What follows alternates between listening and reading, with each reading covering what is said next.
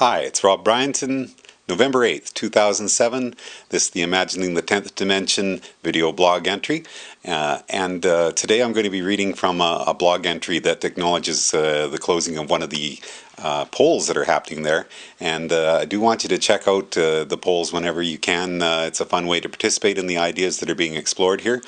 We've got a new simplified address for getting to the text version of the blog. If you go to www.10thdimension.com/blog, that'll direct you to the blog, and hopefully there'll be a poll that you can participate in there if you go there right now. The reason I'm saying it that way is because chances are you're watching this as a pre-recorded entry, and what we're doing right now is using the magic of Ustream.tv. We're playing these pre-recorded shows on a loop. The text that's scrolling down underneath my image here, if you're in the 10thdimension.com/chat window, is coming to you live, and anybody who has things to say about what we're talking about in the show can discuss this with each other as it goes. And I'm also during this blog entry today going to be acknowledging some of the things that people have been saying for the last little while in that chat. So the blog entry today is called Welcome to the Fifth Dimension, and it goes like this. Our poll question closing today was as follows. Was Kaluza right? Is our physical reality really being defined at the fifth rather than the fourth dimension? I'm pleased that a significant majority, 75% of visitors to this blog have agreed with me. We're actually in the fifth dimension, not the fourth. In last week's blog entry, Information Equals Reality, I talked about Kaluza's proposal to Einstein back in 1919 that our reality is created within the fifth rather than the fourth dimension. Einstein considered this idea for 2 years, then gave it his full endorsement. Here is how I believe my way of visualizing the dimensions fits in with that. Physicists and philosophers keep saying the same thing. Time is an illusion.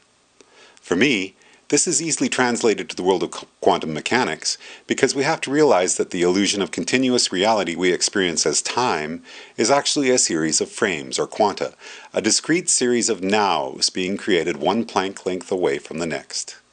This is where we get to David Deutsch and his team at Oxford, who have offered a proof that each next now is chosen from a bush-like branching structure of multiple choices that are probabilistic, and that this is equally true whether we are looking at the quantum world or our physical reality.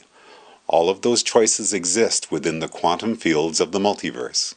So, I have proposed, and many visitors to this blog appear to agree with me, that Kaluza was right about the fifth dimension.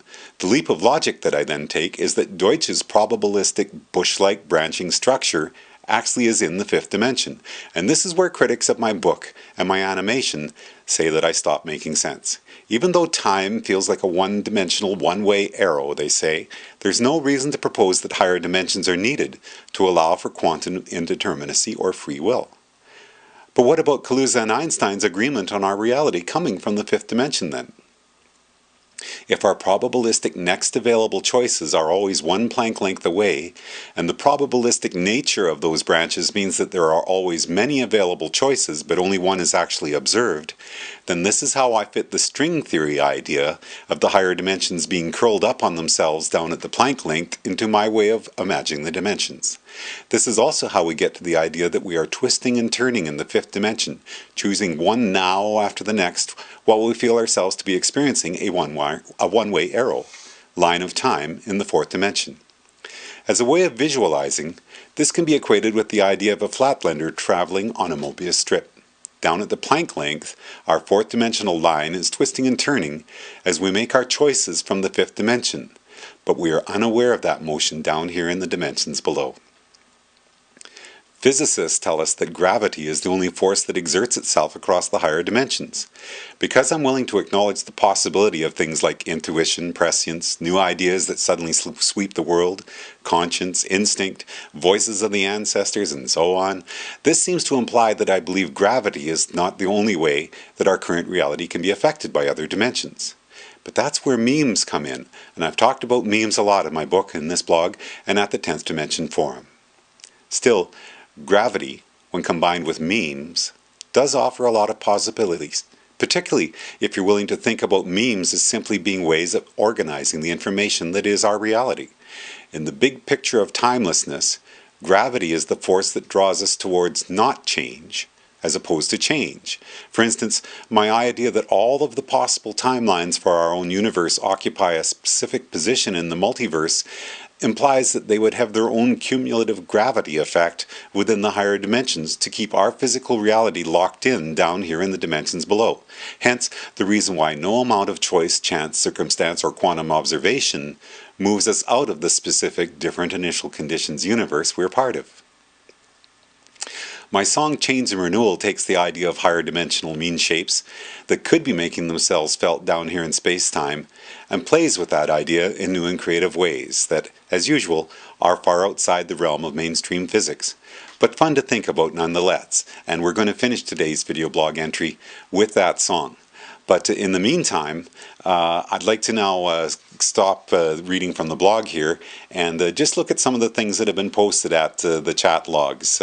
So what's happening then, I talk about this from time to time just because I know there is some confusion when people go to the chat window. They see me talking, they see text scrolling underneath, and they don't know why I'm not responding.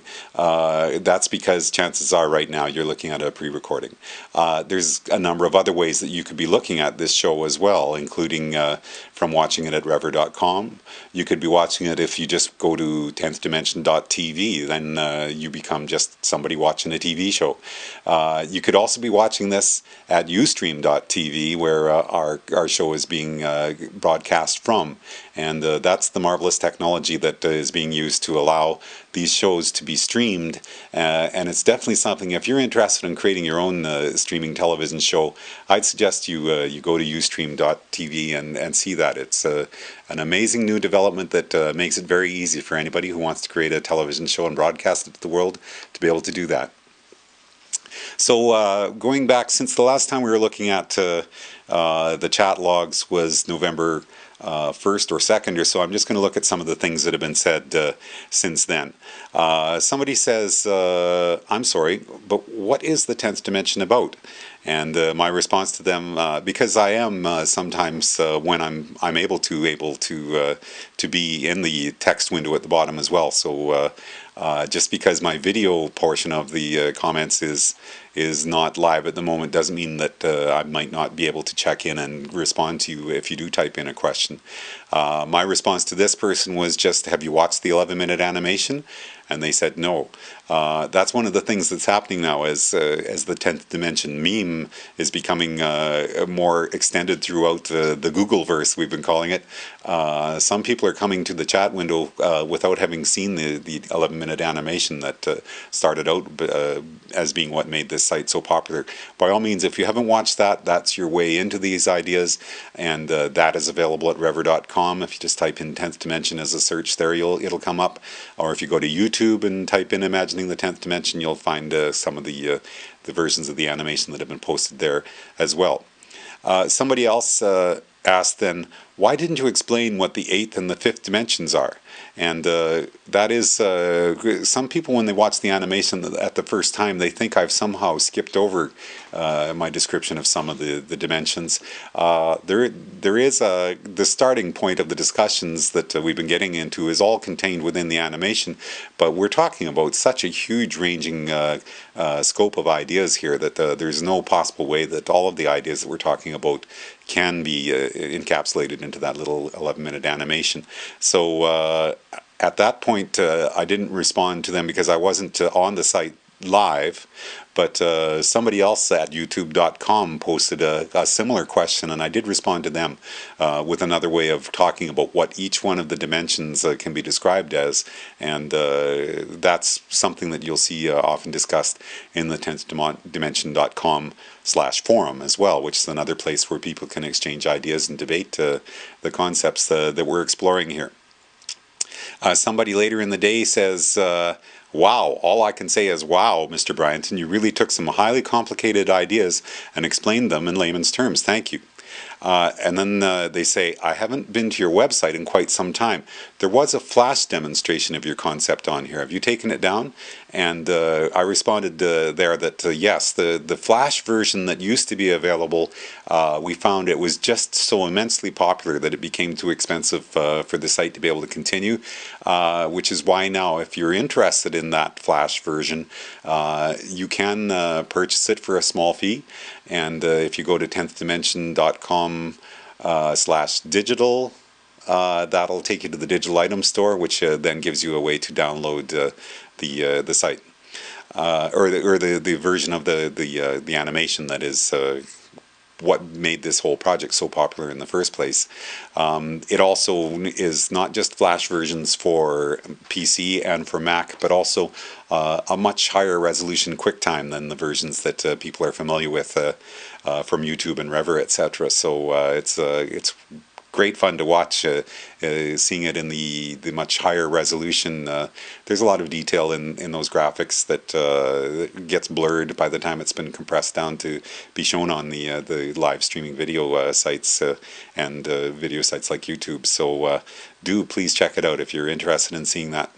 That's the best place for you to see it right now. Just going to the next day here, somebody says, no need for his musical assault on the senses. Interesting topic, though. And that is actually one of the things that people do say from time to time when they think this is all about physics, rather than a creative exploration of the ideas that unite physics and philosophy. People see the discussions that are happening here, and then something comes on with me singing a song, and they go, what's going on? Where did that come from? For me, that's how this project started. I had written actually about 40 songs that explored all the different ideas behind this project. Then I started writing a booklet that would help to explain that for the CD, and ended up boiling it down to just 26 songs out of that original bunch that now are available and are a part of the project. The lyrics to the songs are listed at the end of the book, and videos are available on Rever and YouTube and multiple other places as well. And that's some of the videos are highly produced videos. Some of them are just me sitting at the piano, and the one we're going to be looking at the end of today's show is just me sitting at a piano. So moving on to the next day, just scrolling through here to see some of the things. Somebody says, how'd you hear about the book? I know someone that's obsessed with it. And somebody else responds, how do they like it? Silly question, I guess. And the person writes back and says, well, they're obsessed with it. And then the question comes up, do they ever talk about 2012? That is one of the things that gets touched on briefly in the book, but only in as much as if we're talking about a multiverse of every possibility, then that means that no matter where you are in time, there are always going to be people predicting the end of the world. And right now, we have a new meme that's been growing in popularity. I wrote about it when I first started writing this book 2 years ago. I identified it then as it looking like the most, potentially the most popular end of the world scenario. And sure enough, a couple of years later now, it's 2012 is becoming identified more and more as what it looks like is going to be the next big surge forward for people to say this is when the end of the world is going to happen. If there's a multiverse of possibilities out there, as Everett first proposed back in 1954 is when he came up with the idea, went for a couple decades there with most quantum physicists saying, no, that's not real, but now the many worlds hypothesis is what people are saying actually is a good way of explaining the multiverse that we're proposing could exist from the quantum physics world right out to the world that we're observing right now. And that doesn't mean what they call the Copenhagen interpretation is invalid. It just is another way of expanding it out to explain why we're only witnessing one world at this moment, but all those other worlds do really exist out there in a multiverse of potential branching possibilities. And what I like about that is then it identifies free will as being a possibility that is encoded into the nature of our reality. Somebody else writes in, in higher dimensional levels, we could visit those other realities where other decisions have been played out, right? And somebody else writes, and in Hogwarts I can cast spells. I still don't get the point. This is created by imagination. And yes, we're talking about a work of creativity and imagination, but we are talking about something that is based upon the nature of reality as defined by one of the major branches of science, quantum physics. Out of all the different portrayals of reality, quantum mechanics is the one that has really stood the test of time and keeps getting pointed at as being the basic explanation for how our reality is constructed. So string theory and the multiverse version of reality, the many worlds version of reality, are also extensions that my way of imagining the dimensions encapsulates into quantum physics as well, and that's where some people are still saying, you can't prove to me that other dimensions exist. And to the extent that that may be true right now, we have to accept that. But there are many new sciences out there that are talking about that we are rapidly approaching proofs that could be demonstrating how the higher dimensions do really exist, and that might then be, when we reach that moment, the time when some of the crazy ideas I've been talking about here with Imagining the 10th Dimension might actually be shown to be a way of encapsulating those ideas together. So I happened to join in the conversation around there and mentioned this 2012 idea. And then I said to the people writing in at that moment, actually the book is more about the multiverse and quantum physics, but it mixes in a lot of other ideas as well. The fact that my way of imagining the dimensions ends with 10, and string theory / M theory says there are 10 spatial dimensions, M theory says +1 of time, may only be an interesting coincidence. And then I asked the people who were in the chat room at that point if they had heard about the David Deutsch proof that was published in September, and that's something. If you search for that, this is a proof that appears to identify how the parallel universes that are happening from moment to moment really do exist and are part of the branching possibilities that are part of quantum physics.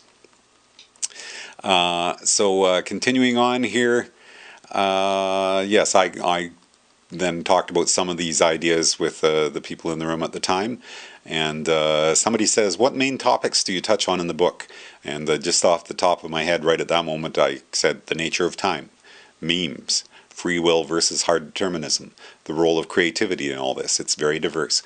And so that was the discussion that was happening then. That continued on with someone named Brandon who had some really good questions about quantum physics and reading books like Elegant Universe. And this is certainly something I want to underline here. If you're hoping to learn about string theory, please go talk to a string theory expert. I'm exploring ideas that relate to all of that, but I'm not trying to teach people, because what I'm talking about is something that that explores a much more diverse range of ideas than that, and some of them are just too out there for mainstream science to be willing to acknowledge right now, which is fair enough. I'm a composer, not a physicist, and I'm interested in creative exploration of ideas. So so that's one of the things that that I do have to underline from time to time, because people sometimes criticize this project as saying that I'm trying to make some sort of a scam happen here where I'm trying to mislead people about science. Not at all. There are things about mainstream science that do tie in very nicely with what I'm talking about, but the way that I'm tying all this stuff together is still a creative exploration, and it's fun to think about. But if you want to try to go back to your physics teacher in the university class and say, Rob Bryanton says this, don't be surprised when your physics teacher says, that's not real, because what I'm exploring is much bigger than that. So the person I was talking with, Brandon, asks about some of the books that and concepts that I've been exploring. I mentioned Minsky's Society of Mind, Dawkins, concept of selfish genes and selfish memes. I also mentioned one of my favorite books, The Origin of Consciousness in the Breakdown of the Bicameral Mind, which is something we haven't talked about very much in this video blog, but it's an important part of what we're discussing here as well, because it relates very strongly to the nature of consciousness and how there might be things coming to us from the other dimensions that are related to our understanding of consciousness, and that we might really just be a large connection of memes that are all interacting with each other. Moving on to the next day, again, we got somebody writing in saying, is this live? And at that moment I happened to be there, so I just wrote back, this video is a recording, but I'm typing live. And the person who was in the room at that time, Rick, asked a few questions about gamma ray bursts and black holes, and asked if this question, if his question was related to the ideas I'm exploring. We have talked a little bit about dark matter and dark energy, but again, that would probably be something better left to an expert to discuss. I did get into an interesting discussion with Rick just then, but I also cautioned him that what we were talking about was still just us playing with ideas, and not something that should be construed as me trying to be a physics teacher. Then my good buddy John spent some time, and let's see, I'm just looking here. Looks like he talked for about an hour, just making his comments into the end of the room. John is a fascinating guy who definitely deals with some of the ideas that are explorations that we start from, but he takes it in some amazing ways that are pretty fun. He just bought the book and is reading it right now. So this day he writes in, so let's just read through some of the stuff he says. So E is infinite energy, and MC squared is our limit of perceiving this energy in our 4 spatial dimensions over time. Or is it 5 dimensions? I can never keep up with modern physics. And he says, and yeah, Rob, my family is competing to read your book, laughing out loud. I find it more useful to chill on the forums and in here, and think about the intro loop on your DVD. It would continually make sense. People would watch the intro for like 3 hours before getting to the real content of the DVD. I haven't been in here for a while. Nice to chat to the video loops, and this is one of the things John has been doing, which I'd encourage more people to do, because that's the thing is there are all sorts of extensions of ideas that can be branched to at any moment from the stuff that's happening here. And if you're in the 10thdimension.com/chat window, there's also all those videos over to the right. And if you've already seen the show that you're watching in the left-hand window, and you'd like to talk to each other about what's happening in some of the videos that have been posted over to the right, then by all means just turn the volume down on me, and I'll keep moving my mouth without making any noise, and you can discuss with each other some of the other things. Just scrolling on here, John gets into the video for secret societies, and he says it reminds me of the Discordia pages. Have you checked those out? The concept is linked to dachyometry, my theory is.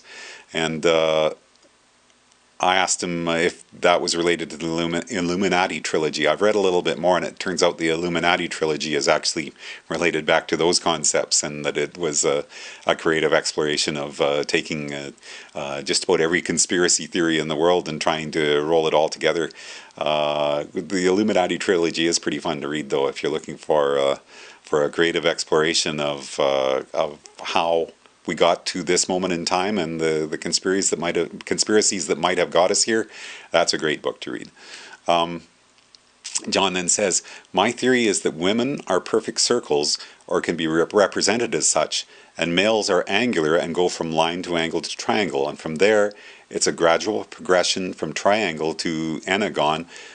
In other words, a shape that has just a particular number of dimensions that aren't defined, in order to fill the circle. Very, very organic way of looking at geometry. I write back to him and ask him if he knows about the original Flatlanders book. That's one of the books that I've referred to from time to time here. My concept in the 11-minute animation of Flatlanders being two-dimensional creatures actually started from that book, Flatland. And in that book, two-dimensional creatures' social standing is determined by the number of sides they have. By the time you get to more and more sides, you keep getting circles or shapes that approach a perfect circle, and a perfect circle would be something that actually has the absolute maximum number of sides. Fun ideas to play with, and it reminds me too of one of the things that I talked about in the blog, which is the idea that that Einstein agreed we're in the fifth dimension. And you know, if you see it, space-time, when people show images of space-time and then they talk about gravity being a bending of space-time, if we're calling this flat space-time now the fourth dimension, if you bend that fourth dimension with gravity, what are you bending into? You're bending the fourth dimension into the fifth dimension. I think that's an easy way to think about what we're talking about here. That we really are in the fifth dimension rather than the fourth. But those are all ideas that we can save for another time. So I'm going to wrap up today with the song that we were going to talk about change and renewal, which is a blending of a bunch of ideas, including the idea that water is one of those multidimensional shapes, another spine that you can think of, all the water that connects each of us to each other and us through time and space to life itself is part of one of the exploration ideas that we're working in.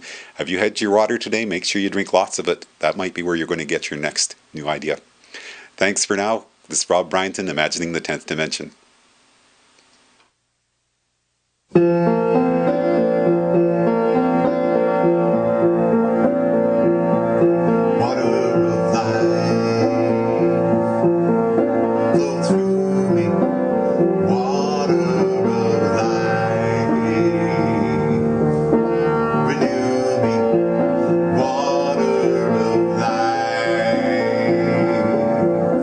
Surround me, water of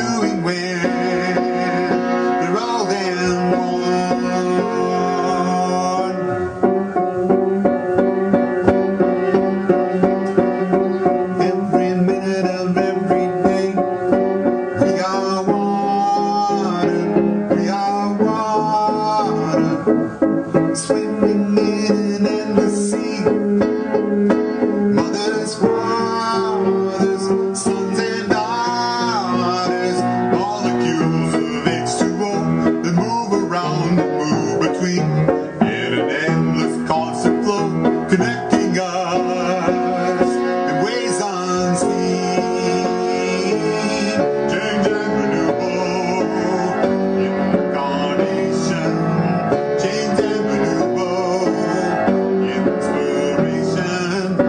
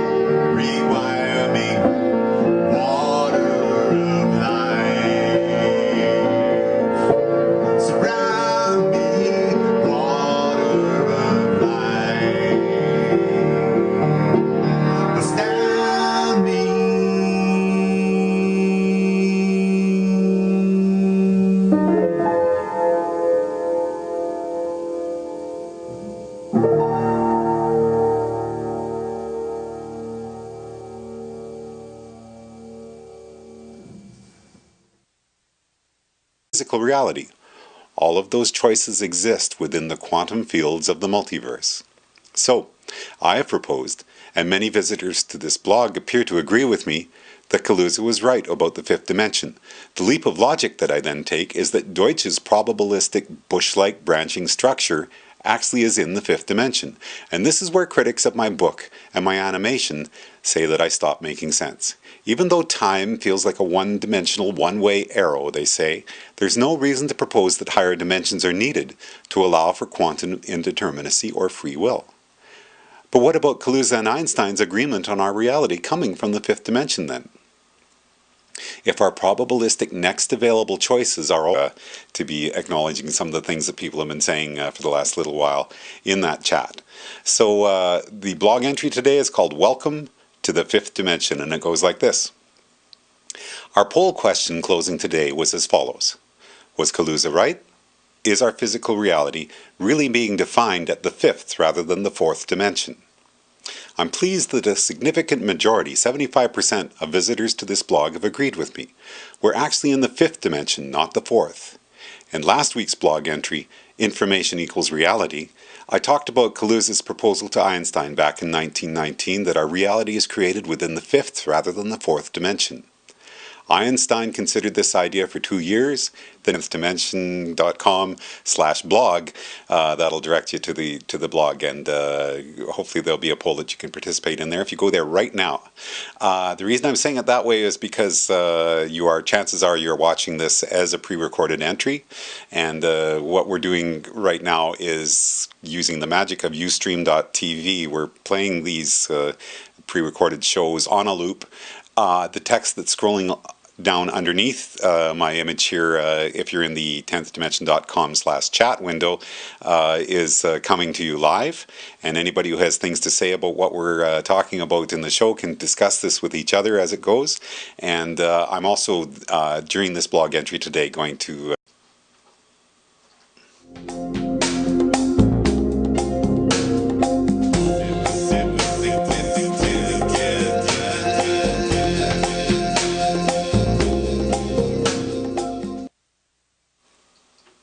Hi, it's Rob Bryanton, November 8th, 2007.